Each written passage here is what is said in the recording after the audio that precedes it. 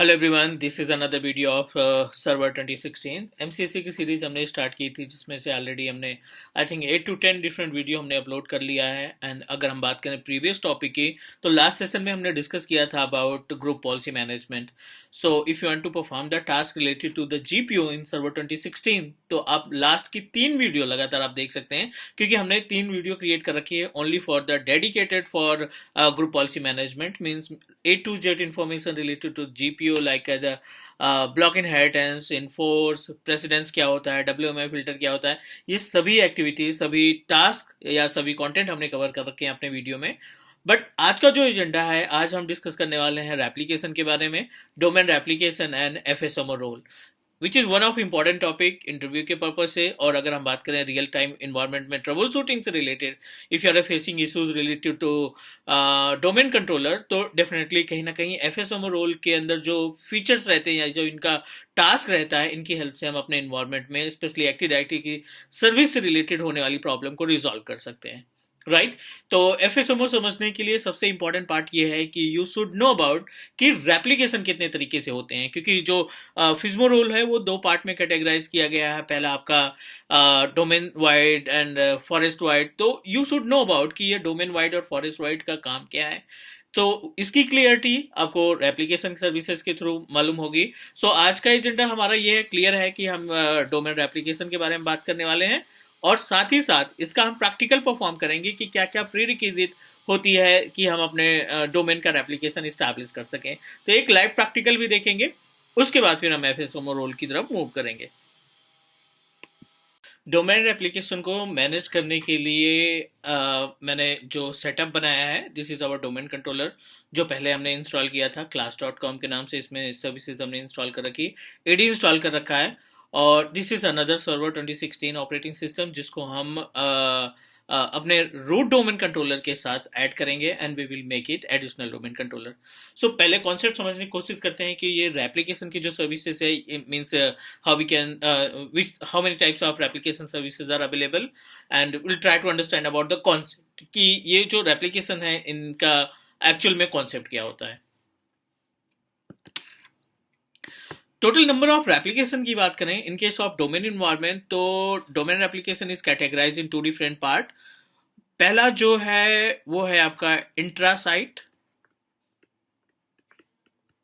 ठीक है, पहला जो रेप्लिकेशन है वो इंट्रा साइट है। इंट्रा साइट के केस में क्या होता है कि मीन्स फॉर एग्जाम्पल अभी हमने एक डोमेन इस्टेब्लिश कर रखा है with name of class.com, right.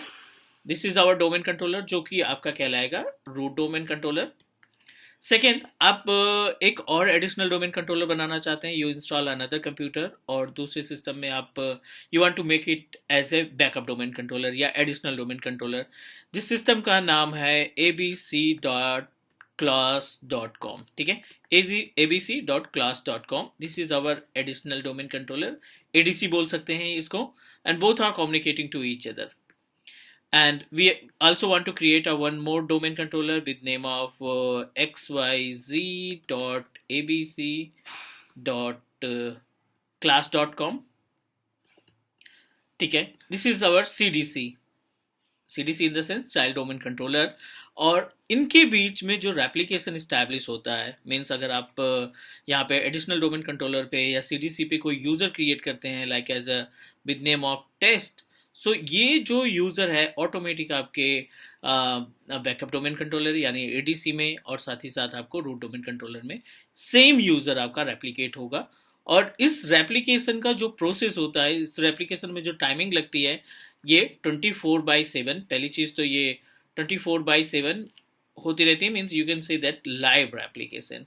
इसका कोई ड्यूरेशन नहीं डिसाइड है कि कितनी देर में रेप्लिकेट होगा। इमीडिएटली अगर हमारा नेटवर्क इंफ्रास्ट्रक्चर अच्छा है, तो इंट्रा साइट के केस में विद इन द ऑर्गेनाइजेशन, सभी यहाँ पे देखो class.com से जुड़े हुए हैं, means within the organisation जो हम कनेक्टिविटी देते हैं या रेप्लिकेशन सर्विसेज तैयार करते हैं, उनको इंट्रा साइट रेप्लिकेशन बोला जाता है। एंड अगर हम बात करें इंटर साइट, दूसरा है अपने पास इंटर साइट। और इंटर साइट रेप्लिकेशन की मीनिंग की अगर हम बात करें, तो फॉर एग्जाम्पल आपके पास दूसरा एक इन्वायरमेंट है जिसपे आपने training.com के नाम से डोमेन क्रिएट कर रखा है, सेम प्रोसीजर आपने यूज कर रखा है, means 1 BDC 1 CDC and 1 root domain controller. And ये सभी सिस्टम आपस में कोऑर्डिनेट कर रहे हैं, मीन्स इनके बीच में जो रेप्लिका इस्टेब्लिश होगा वो इनके लिए क्या होगा, बेसिकली इंट्रासाइट। बट अगर आप training dot com plus class dot com को ऐड करते हैं, means cross region connection, it's a kind of trust relationship, training dot com and class dot com के बीच में जब आप कम्युनिकेशन इस्टेब्लिश करते हैं, रेप्लिकेशन सर्विसेज इस्टेब्लिश करते हैं, तो ये आपका कहलाता है इंटर साइट रेप्लिकेशन। ठीक है, तो ये तो हो गई बात थ्योरेटिकल की, बट क्वेश्चन ये है कि हम अपना इंट्रा साइट एप्लीकेशन या इंटर साइट एप्लीकेशन इम्प्लीमेंट कैसे करें। तो अभी हम प्रैक्टिकल देखने जा रहे हैं इंट्रा साइट एप्लीकेशन की, जिसके लिए हमने एक नया सर्वर इस्टेब्लिश कर रखा है। So we need to configure and try to understand about the procedure की क्या स्टेप हमें यूज करना है। इंटर साइट डोमेन को कॉन्फ़िगर करने के लिए या आप इंटर साइट एप्लीकेशन सेटअप को तैयार करने के लिए प्रीरिक्विजिट देख लेते हैं। दो सर्वर अपने पास हैं। This is our main domain controller, जिसको हमने रूट डोमेन कंट्रोलर बना रखा है। The domain name is class.com। Let me verify. आप यहाँ पे active directory user and computer पे क्लिक करिए टू कंफर्म द, ठीक है, प्रीरिक्विजिट में ये class.com के नाम से हमने डोमेन तैयार कर रखा है और this is root domain controller. Environment में जो पहला डोमेन आप तैयार करेंगे वो आपका रूट डोमेन कंट्रोलर कहलाएगा। अगर आप बैकअप डोमेन कंट्रोलर तैयार कर रहे हैं तो you can say that backup domain controller या एडिशनल डोमेन कंट्रोलर भी बोल सकते हैं। तो ये बिल्कुल फ्रेश सिस्टम हमने अभी तैयार किया है, मीन्स इसमें कोई भी सर्विस नहीं इंस्टॉल कर रखी है, लाइक एज एडी वगैरह कुछ भी नहीं इंस्टॉल है। हमने जस्ट अभी इंस्टॉल किया है इस मशीन को, ऑपरेटिंग सिस्टम को। Now we are planning to make it backup domain controller. तो बैकअप डोमेन कंट्रोलर की प्रीरिक्विजिट क्या है, इसकी आईपी एड्रेस है 25। सो class.com की मीन्स रूट डोमेन कंट्रोलर की आईपी है 25। तो आप एडिशनल डोमेन कंट्रोलर पे आ जाइए। सबसे पहले तो हमें आईपी एड्रेस कॉन्फ़िगर करना है ncpa.cpl। वेरीफाई करते हैं कि DHCP के थ्रू हमें इस मशीन में क्या आईपी एड्रेस मिल रही है और उसी के अकॉर्डिंग हम यहाँ पे कॉन्फ़िगर करने वाले हैं एडिशनल डोमेन कंट्रोलर। तो 18, the IP address of our additional domain controller is 18. तो I'm not going to make any changes with our IP address। हमें सिर्फ इसमें preferred DNS IP address mention कर देना है। तो preferred DNS इसलिए ताकि आप अपने additional domain controller को proper तरीके से, मीन्स जो normal server 2016 है, इसको आप additional domain controller बना सकें। तो सिंपल सा preferred DNS IP पे आ जाइए और यहाँ पे आपको IP देनी है अपने रूट डोमेन कंट्रोलर की, जो रूट डोमेन कंट्रोलर हमारा अभी करंट टाइम पे रन कर रहा है विद नेम ऑफ class.com। 192.168.1.25 और यहाँ पे 8.8.8 इसको हमने कॉन्फ़िगर किया। सेकेंड स्टेप क्या कहता है, सेकेंड स्टेप में you need to convert your system from work group to domain. So same procedure, this PC में जाओ आप, चेंज पे जाएंगे और चेंज पे यहाँ पे वर्क ग्रुप की जगह पे डोमेन मेंशन कर देंगे और मीनवाइल हम यहाँ पे ADC भी मेंशन कर दे रहे हैं ताकि हम इसको आइडेंटिफाई कर सकें। और user domain name is class.com। तो सिंपल सा आप class.com यहाँ पे टाइप कर दीजिए। इफ एवरीथिंग इज ओके, अगर आपका प्रेफर्ड DNS ओके है, दोनों आपस में कम्युनिकेट कर रहे हैं, तो we are able to convert our work group machine to domain controller. यहाँ पे जो पासवर्ड देंगे आप, वो पासवर्ड होगा हमारे डोमेन कंट्रोलर का, जो ऑलरेडी रूट डोमेन कंट्रोलर है उसका आप पासवर्ड प्रोवाइड करेंगे। So we successfully converted our work group machine to domain controller. This is first step, ये हमारा पहला स्टेप होगा और ये रीस्टार्ट होने तक I am just going to check कि कितने नंबर ऑफ यूजर या OU अपने पास अभी करंट टाइम पे हैं, क्योंकि इंट्रासाइट एप्लीकेशन के कंप्लीट होते ही आपके जितने भी यूजर्स हैं, जितने भी ग्रुप्स हैं, वो ऑटोमेटिक आपके माइग्रेट हो जाएंगे। वेरीफाई कर लेते हैं नंबर ऑफ यूजर्स और ऑर्गेनाइजेशनल यूनिट जो हमने पहले से तैयार कर रखा है। तो let me check, training is our organisational unit, HR also organisational unit, AWS इसके अंदर यूजर, सेल्स इसके अंदर यूजर, GCP के नाम से। तो ठीक है, मींस आइडेंटिफिकेशन के लिए अपने पास कुछ यूजर्स और ऑर्गेनाइजेशनल यूनिट हमारे रूट डोमेन कंट्रोलर पे अवेलेबल है। Back to the additional domain controller, और अब हम स्टेप फॉलो करते हैं to create a additional domain controller. हम अपने इस सिस्टम को एडिशनल डोमेन कंट्रोलर अब तैयार करने जा रहे हैं। बहुत ही बेसिक सा स्टेप है, एक स्टेप हमने पहले फॉलो कर लिया है, means you need to convert your work group machine to domain controller. अब आगे स्टेप फॉलो करना है हमें, we need to install a role. जो हमने ADDS का रोल इंस्टॉल किया था अपने रूट डोमेन कंट्रोलर को सेटअप करने के लिए, now we need to install a rule for additional domain controller या बैकअप डोमेन कंट्रोलर्स के लिए। सो बहुत ही बेसिक सा फंडा है, बहुत ही बेसिक सा स्टेप आपको यूज करना है। Just need to click on add role and features, और add and role and features में सेम रोल इंस्टॉल करना है जो आप रूट डोमेन कंट्रोलर इंस्टॉल करने के लिए क्रिएट करते हैं। थोड़ा सा स्लो है because we just started our server 2016 operating system, so it may be take time. Roles पे क्लिक करना है, नेक्स्ट करना है, नेक्स्ट करना है, again next, and you need to identify the role. Active directory domain controller, दूसरे number पे ये रोल अवेलेबल है, active directory domain controller. Select your domain, next next next, और हमें इसको कर देना इंस्टॉल। तो पहला स्टेप हो गया कि आप अपने वर्क ग्रुप मशीन को डोमेन में कन्वर्ट किया आपने, और दूसरे स्टेप में हमने क्या किया, उस डोमेन में कन्वर्टेड मशीन को हमने एक रोल इंस्टॉल किया। The role name is active directory domain services. Role install होने के जस्ट बाद we will move our self to promote this server to the domain controller. तो promote this server in the sense कि अभी we will find the 3 different option, वो अभी हम check कर लेते हैं।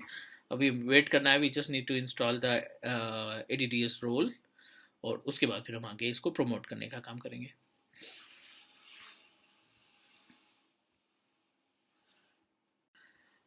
यहाँ पे रोल सक्सेसफुली इंस्टॉल हो गया है, and we are able to find one option, promote this server to domain controller. Simple सा इस ऑप्शन पे क्लिक कर देंगे, और यहाँ पे 3 ऑप्शन दिखाई पड़ रहे हैं। रिमेंबर जब हम रूट डोमेन कंट्रोलर तैयार कर रहे थे तो हमने लास्ट ऑप्शन सेलेक्ट किया था, means add a new forest to domain controller, add a new forest. So basically अभी का जो एजेंडा है, we want to make a copy of our existing domain. तो इसमें हम पहला ऑप्शन सेलेक्ट करेंगे, add a domain controller to an existing domain, means जो रूट डोमेन कंट्रोलर है उसका एक तरीके का बैकअप तैयार करना चाहते हैं। This is for the forest, but अभी हम यहाँ पे पहले ऑप्शन पे सेलेक्ट करेंगे। Need to click on change, और यहाँ पे आपको यूजर एंड पासवर्ड प्रोवाइड करना पड़ेगा।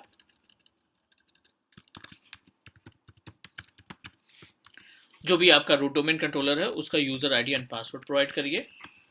Click okay. If everything is fine, just need to click next. This is DSRM password. As you know that DSRM password can help you when you recover your computer, recover your system. Next, simple same step वही use करना है हमें, next next, and it will check the entire prerequisite, और if everything is okay, we are able to install our additional domain controller. तो ये installation is in progress है। जैसे ही हमारा ये इंस्टॉलेशन कंप्लीट होता है, सिस्टम हमारा रीस्टार्ट होगा, and we will get a entire user and organisational unit जो हमने अपने रूट डोमेन पे कंट्रोलर पे क्रिएट कर रखा है, वो आपके एडिशनल डोमेन कंट्रोलर पे ऑटोमेटिक रेप्लिकेट हो जाएगा। So this is also consider as a intra site application. तो एक तरीके का ये इंट्रा साइट एप्लीकेशन कहलाता है। वेट कर लेते हैं थोड़ा सा, और जैसे ही इंस्टॉल होता है we will check the entire users and organisational unit.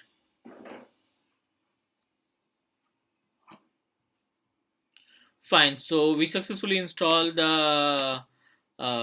role and we successfully promoted. So we just need to wait, और जैसे ही हमारा ये restart होता है, restart होने के बाद we will check the details.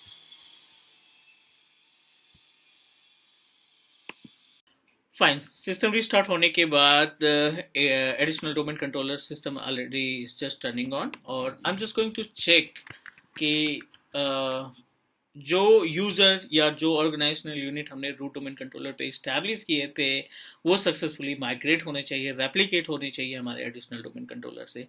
सो अभी के लिए अगर हम बात करें, this is our root domain controller class.com and sales, HR, training. This is the these all are organizational unit. GCP is our user, and AWS is our user. So we need to find the same organizational unit and user. So in our additional domain controller, this is the additional domain controller जो अभी हमने recently install किया।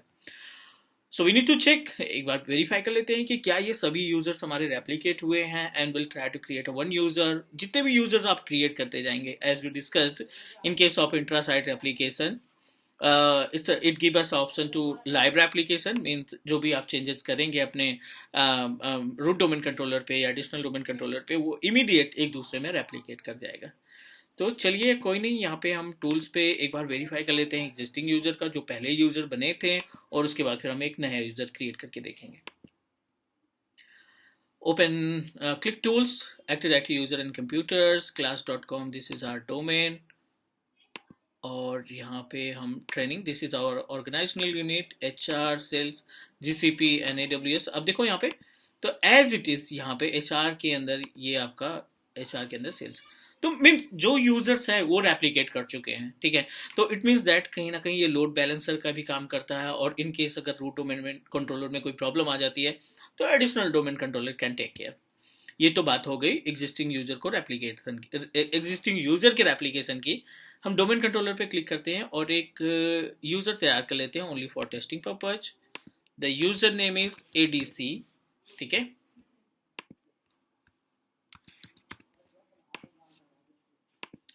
और ये user हमारा replicate करना चाहिए कहाँ पे, बिल्कुल फ्रेश यूजर हम तैयार कर रहे हैं अपने रूट डोमेन कंट्रोलर पे।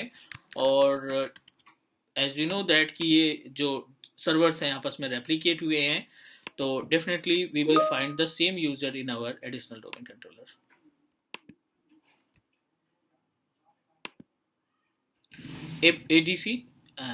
ADC जस्ट अभी हमने क्रिएट किया था, इमीडिएट रेप्लिकेट हो गया। So guys this is all about the replication. इसमें हम FSMO रोल को भी ऐड करेंगे, क्योंकि जब हम डोमेन क्रिएट करते हैं तो 5 डिफरेंट रोल्स आते हैं, and this role can play they contain a unique role related to the domain management. So this is all about the domain application, guys. I hope you all of you understand. If you have any question, please drop a comment. We'll connect soon in next class. Take care. Bye bye.